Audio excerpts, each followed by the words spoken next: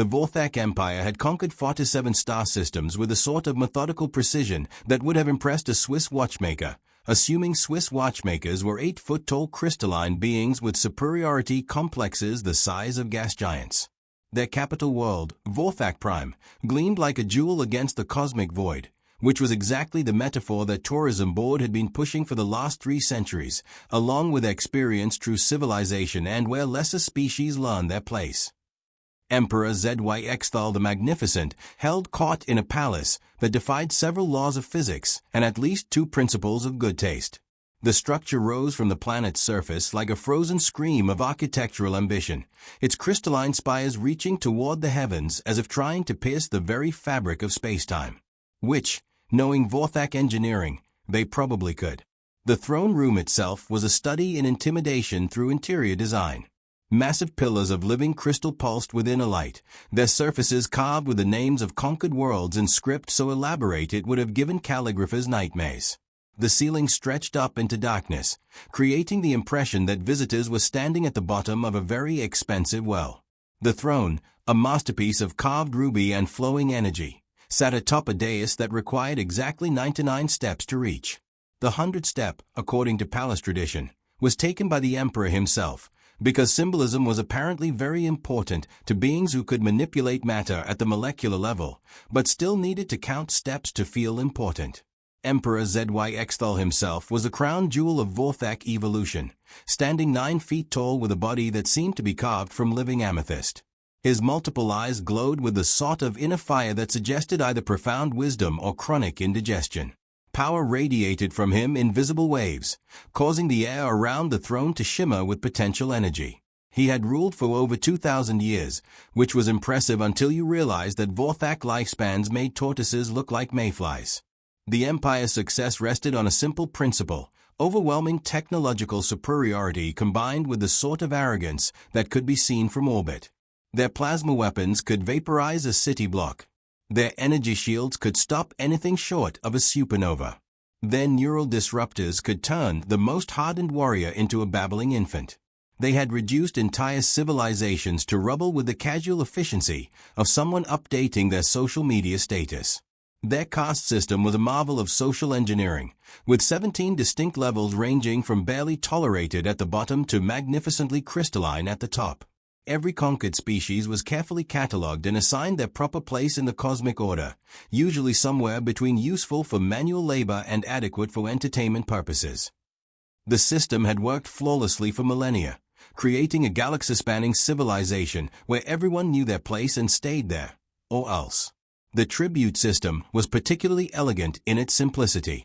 Each conquered world was required to send representatives to the imperial court, ostensibly as cultural ambassadors, but actually as very polite hostages.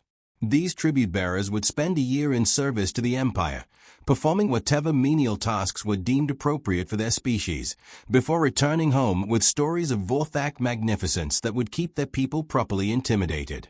It was a system that had worked perfectly until the Vorthak encountered Earth.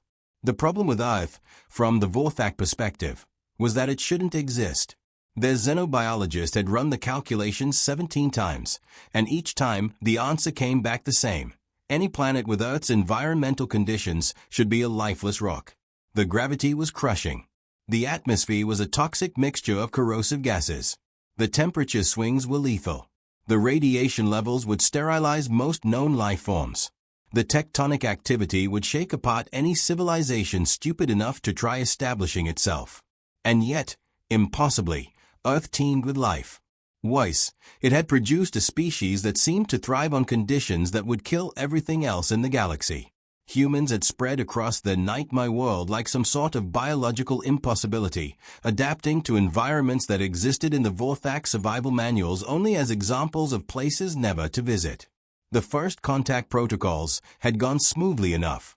The Vorthak fleet had arrived in the Sol system with their usual display of overwhelming force, expecting the standard response: terror, surrender, and grateful acceptance of their new place in the cosmic hierarchy.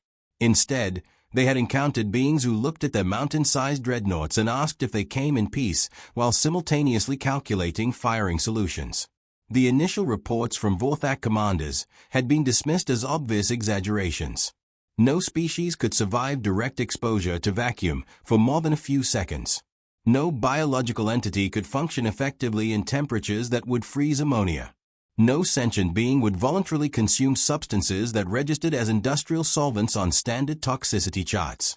Then the reports kept coming. Human colonists had been discovered living on worlds the Vorthak had classified as absolutely uninhabitable under any circumstances. These same humans had casually mentioned that they found the Deathworlds a bit chilly, but nothing a good jacket couldn't handle. When Vorthak research teams investigated human recreational activities, they discovered that these beings deliberately threw themselves from great heights while attached to flimsy fabric wings, descended into crushing ocean depths for fun, and engaged in recreational combat sports that would qualify as torture in most civilized systems. The breaking point had come during what the Vorthak military termed the Antarctica incident. A research expedition had discovered a human settlement on Earth's southern continent, in conditions that should have flash-frozen any known life form. The humans were not only surviving but thriving, and when questioned about their choice of location, they had explained that they liked the quiet and found the sub-zero temperatures refreshing. Emperor SCI-FI had read that report 3 times before hurling it across his throne room in what palace chroniclers politely recorded as a moment of imperial contemplation. The idea that any species could consider Antarctica refreshing challenged fundamental assumptions about life, the universe, and the proper order of things.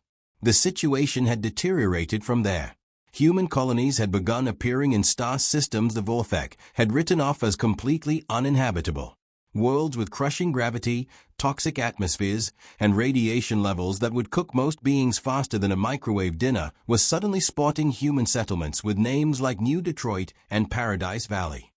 The colonists would greet Vorthak survey teams with cheerful waves and offers of coffee, a beverage that registered as mildly toxic on Vorthak chemical analyzers.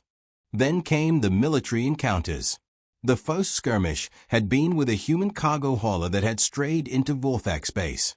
Standard procedure called for a warning shot, followed by boarding and confiscation of the vessel.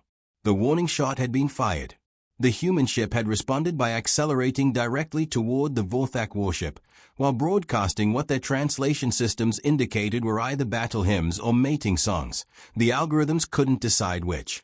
The cargo hauler had rammed the warship. Not only had it rammed the warship, but it had survived the collision and continued fighting with improvised weapons that appeared to consist of whatever the crew could find lying around. The Vorthak boarding party had encountered humans wielding tools that shouldn't have been effective weapons, fighting with a ferocity that made their own warrior caste look like amateur philosophers. The incident report had used the word unprecedented 4 to 7 times. Similar encounters had followed with depressing regularity. Human vessels that should have been helpless prey had turned into nightmarish opponents. Human settlements that should have surrendered at the first sign of superior force had instead begun what they cheerfully called asymmetric resistance operations. Human negotiators had sat through standard intimidation protocols while taking notes and asking technical questions about Vorthak weapon systems. Emperor SCI-FI's patience, which had endured for 2 millennia of smooth conquest, had finally reached its limit. The solution was obvious. Earth would send a representative to the imperial court, as was proper for all conquered worlds. This representative would be their finest warrior, their greatest champion, the absolute pinnacle of human capability.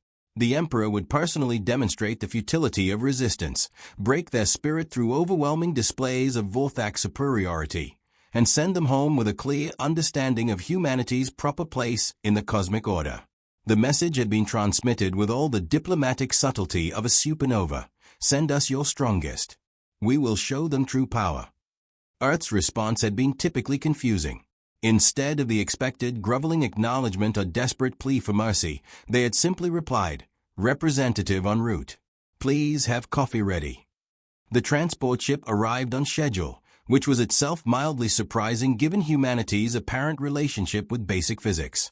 Vorthak dock workers, expecting to offload some sort of massive warrior beast or heavily armed cyborg, instead watched as a single human female walked down the loading ramp carrying what appeared to be a small travel bag. She was, by human standards, completely unremarkable. Average height, brown hair pulled back in a practical ponytail, wearing clothes that looked like they had been purchased from whatever the human equivalent of a convenience store might be. She had the sort of face that would disappear in a crowd, assuming crowds were something humans engaged in rather than whatever they actually did for social interaction. Palace guards who had been briefed to expect a towering avatar of human military might found themselves staring at someone who looked like she might ask for directions to the nearest bathroom.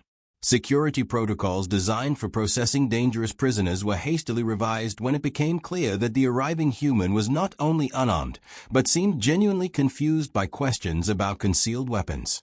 "I'm Kira Chen," she announced to the reception committee, pronouncing her name slowly as if she understood that alien vocal cords might have difficulty with human phonetics. "I'm here for the cultural exchange program, I think? Your message was a bit unclear on the details." The Vorthak reception committee exchanged glances that would have been meaningful if humans could interpret crystalline facial expressions. This was Earth's champion. This was the pinnacle of human warfare capability. The being standing before them looked like she might have trouble opening a particularly stubborn jar, let alone facing the might of the Vorthak Empire. Palace protocols, refined over centuries of processing tribute bearers from across the galaxy, swung into action. Kira was assigned quarters in the visitor's wing, provided with a translation device, and given a schedule of court appearances that would culminate in her formal presentation to the Emperor. The guards escorting her noted that she asked polite questions about palace layout, meal times, and whether the artificial gravity could be adjusted, apparently finding the standard 1G environment a bit light for her tastes.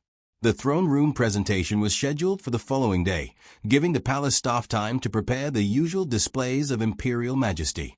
Word spread through the court that Earth's representative had arrived, and curious nobles gathered to catch a glimpse of the Deathworlder who had been causing so much trouble in the outer systems.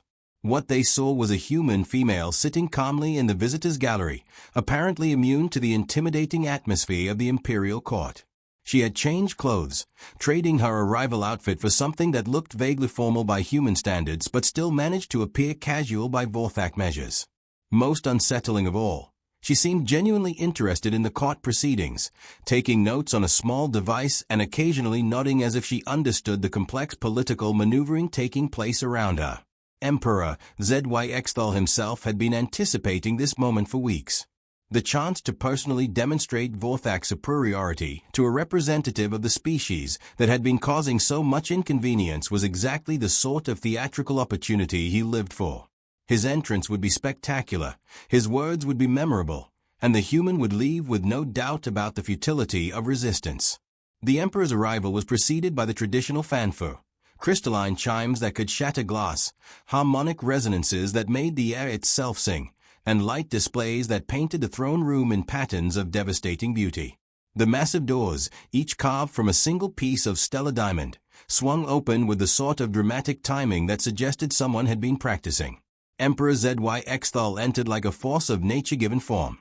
His crystalline body caught and amplified the throne room's light, creating patterns that danced across the walls like living aurora.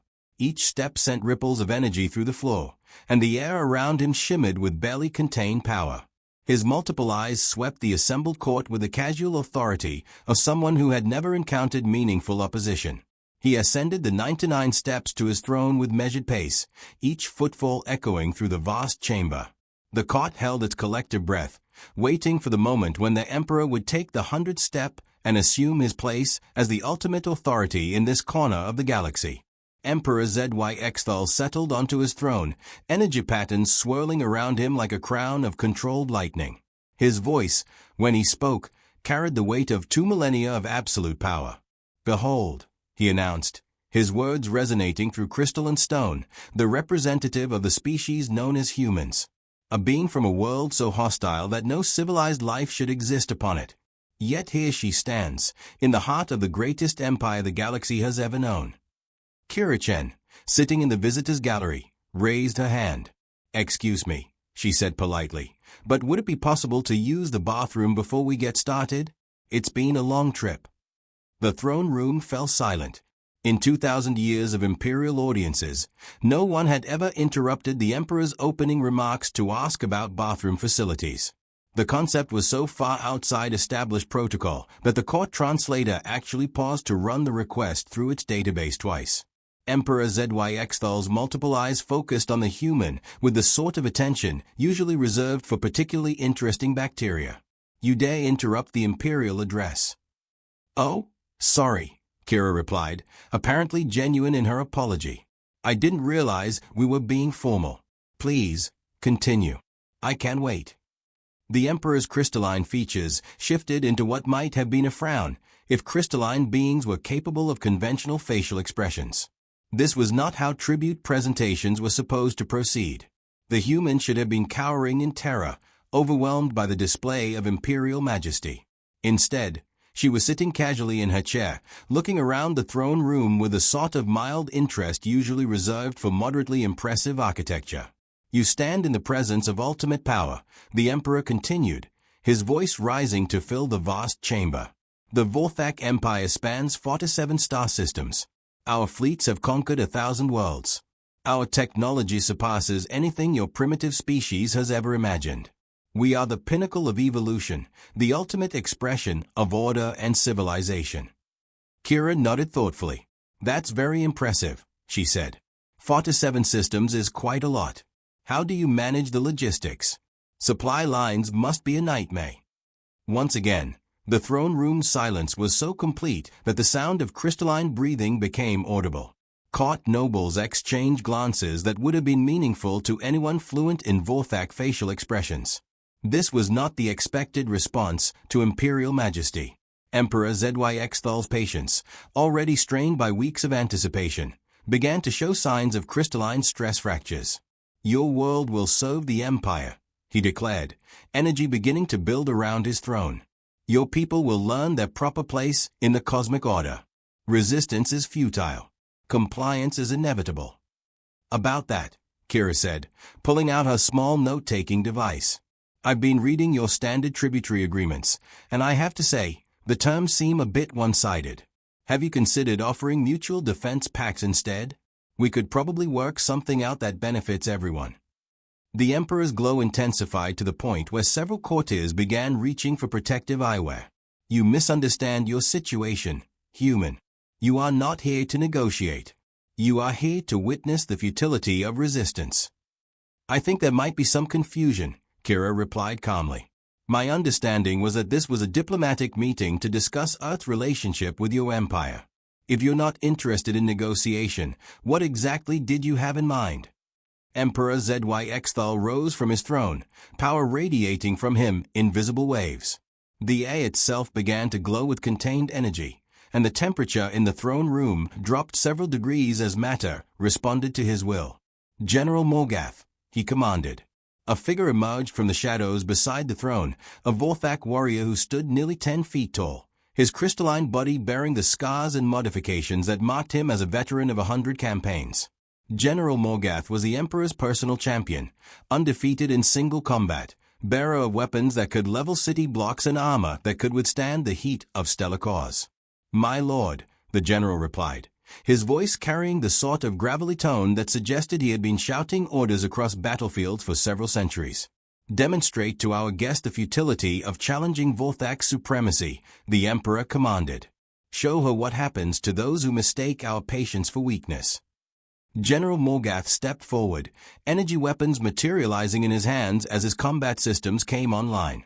His armor began to glow with defensive fields, and targeting displays flickered to life around his massive form. It will be my honor, my lord. Kira Chen looked up from her notes. I'm sorry, but are we fighting now?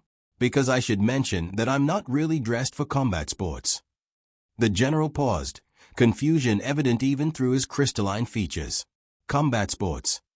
You know, organized fighting for entertainment or exercise, Kira explained helpfully. I used to teach mixed martial arts back home, but that was more about fitness and self-defense. This seems like it might be more serious. You taught combat? General Mor'gath asked, genuine curiosity replacing battle readiness for a moment. Just basic stuff, Kira replied with a shrug. How to throw a punch, how to fall safely, basic grappling techniques. Nothing fancy.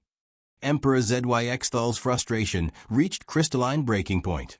This is not a discussion. General, proceed with the demonstration. Right, Kira said, standing up and stretching. I suppose we should get this sorted out. Are we using weapons, or is this more of a hand-to-hand thing? Palace guards rushed forward with a selection of weapons appropriate for humanoid species: energy blades, plasma projectors, neural disruptors, and various implements of controlled violence. Kira examined the offered arsenal with the sort of polite interest usually reserved for restaurant menus. "These are very nice," she said appreciatively, "but I think I'll stick with basics. Don't want to accidentally hurt someone with equipment I'm not familiar with." General Mor'gath activated his primary weapon systems, energy crackling around his massive form. "Your confidence is admirable but misplaced, human. I have defeated champions from 37 worlds." "That's impressive," Kira replied, rolling her shoulders to loosen up. "How many of those champions were from high-gravity worlds?" "Several," the general admitted, "though none with gravity as crushing as your homeworlds." "Earth isn't really that high gravity," Kira said conversationally. "It's just that most species seem to prefer really light worlds. Makes you wonder how you all manage to maintain bone density." The general's combat stance shifted slightly as he processed this information. In his experience, beings from heavy worlds were typically massive, heavily muscled creatures designed to cope with crushing gravitational forces. The human standing before him looked like she would blow away in a strong breeze. "Are you ready to begin?" he asked. "Sure," Kira replied. "Just so we're clear on the rules, this is non-lethal, right? I mean, we're trying to make a point, not actually hurt anyone." General Mor'gath looked to his emperor for guidance. In 2,000 years of demonstrations, no tribute bearer had ever asked about the rules. "Proceed," Emperor ZY commanded, his patience finally exhausted. The general activated his energy blade, a weapon that could slice through battleship armor as easily as cutting paper.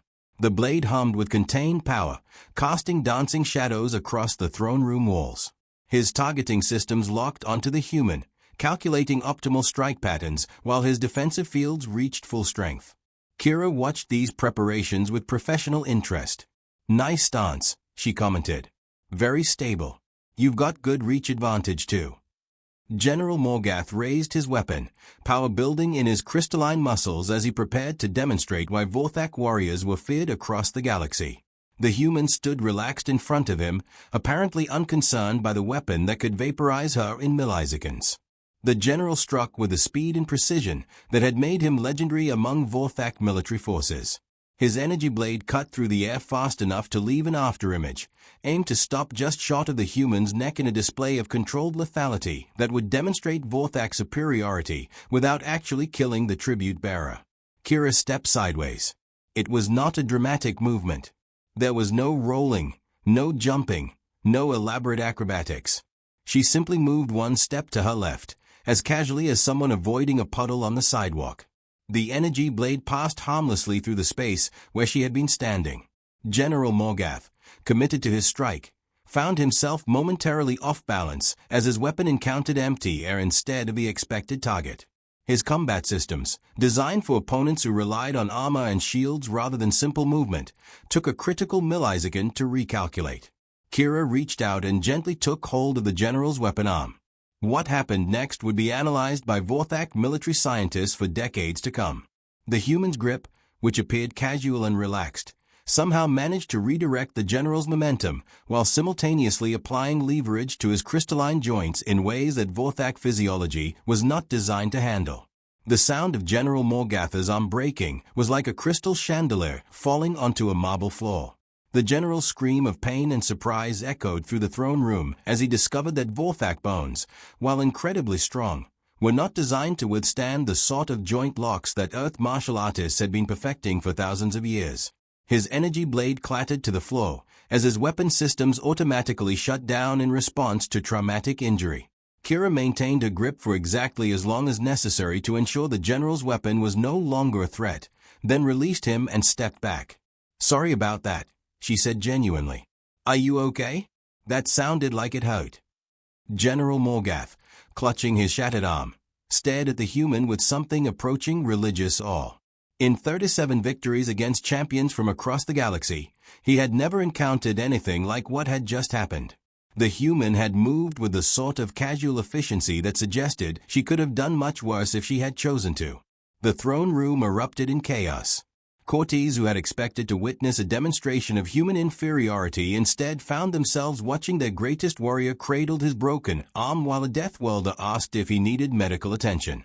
Palace guards rushed forward, then stopped, unsure whether they were supposed to arrest the human or provide first aid to their general. Emperor ZYXthal rose from his throne, power radiating from him in waves that made the air itself glow. 2,000 years of absolute authority had not prepared him for the sight of his personal champion being defeated by someone who looked like she might work in middle management. Impossible, he declared, his voice shaking the crystal foundations of the palace. No being could move that quickly. No creature from a primitive world could possess such skill. Kira looked up at the Emperor with the sort of patient expression usually reserved for explaining complex concepts to small children. "It's not really about speed," she said. "It's more about understanding leverage and timing. Plus, your general telegraphed his attack pretty clearly." "You dare suggest that a Vorthak warrior is predictable?" the Emperor demanded. "Well," Kira replied thoughtfully, "he did announce what he was going to do, take a really obvious stance, and then charge straight at me. I mean, it was a very impressive charge, but not exactly subtle." Emperor ZYXthal's crystalline features began to glow with the sort of inner fire that suggested imminent violence. Power built around him like a gathering storm, and the temperature in the throne room began to rise as his anger reached fusion levels. "You mock the greatest empire in the galaxy," he snarled, descending from his throne with steps that sent cracks through the crystal floor. "You humiliate my champion and insult my warriors. You will learn the price of defying Vorthak supremacy." "I'm really not trying to mock anyone," Kira protested. "I was just pointing out some tactical observations. If you want, I could show you some basic defensive techniques that might help with the telegraphing problem." The Emperor's response was not conducive to diplomatic discourse. Energy weapons materialized around his massive form as his personal combat systems came online. The air began to ionize from the power radiating from his crystalline body, and several courtiers began backing toward the exits. "I challenge you to personal combat," Emperor ZYXthal declared, his voice echoing through the throne room with the authority of 2 millennia. "Single combat, to the death, with the fate of your species hanging in the balance." Kira checked her watch, a simple digital device that looked absurdly primitive in the crystal and energy splendor of the Vorthak throne room. "It's been about 8 minutes since I walked in here," she observed. "Is this how all your diplomatic meetings go, or am I special?" "You are about to be very special," the Emperor replied, weapon systems reaching full charge. "You will be the first human to die by Imperial hand, and your death will send a message to your entire species about the futility of resistance." "Okay," Kira said with a sigh, "but I should warn you that I'm really not dressed for this sort of thing. And I still haven't had that bathroom break." Emperor ZYXthal's patience, which had been hanging by crystalline threads for the past several minutes, finally snapped entirely. He charged down the remaining steps from his throne, energy crackling around him like controlled lightning, weapons targeting the human who had dared to treat his imperial majesty like an appointment that was running late. Kira Chen stepped aside. It was the same casual movement she had used to avoid General Mor'gath's attack, except this time she also stuck out her foot. Emperor ZYXthal, committed to his charge and glowing with enough energy to power a small city, discovered that even beings who could manipulate matter at the molecular level were still subject to basic physics when it came to tripping over unexpected obstacles. The Emperor's momentum carried him past the human and directly into the crystal wall behind the visitor's gallery. The impact was spectacular, involving several laws of physics, a great deal of released energy, and the sort of structural damage that would require extensive renovation. When the light cleared and the ringing in everyone's ears subsided, Emperor ZYXthal the Magnificent was embedded in the wall like a very expensive piece of abstract art. His crystalline body had cracked in several places, energy leaked from damaged systems, and his multiple eyes had taken on the glassy look of someone who had just discovered that walls were harder than heads, even crystalline ones. Kira walked over to examine the embedded Emperor with professional interest. "You know," she said conversationally, "that probably would have worked if you hadn't been glowing so brightly. The energy discharge pretty much telegraphed exactly where you were going to be." The Emperor's response was a crystalline groan that suggested he was experiencing the sort of headache that came from having one's skull bounced off solid matter at high velocity. "Are you stuck?" Kira asked, genuine concern in her voice. "Because if you are, I might be able to help pull you out. I've got some experience with extraction techniques." The throne room had fallen into the sort of absolute silence that usually preceded either enlightenment or complete mental breakdown. Courtiers stared at the sight of their emperor lodged in the wall like a rejected piece of modern sculpture, while palace guards tried to process the fact that their ultimate authority had just been defeated by someone who was offering to help extract him from his predicament. General Mor'gath, still cradling his broken arm, was the first to find his voice. "The Emperor," he said weakly, "appears to be unconscious." "That's probably for the best," Kira replied, pulling out her note-taking device. "Head injuries can be pretty serious, even for crystalline species. You should probably get him to medical attention as soon as possible."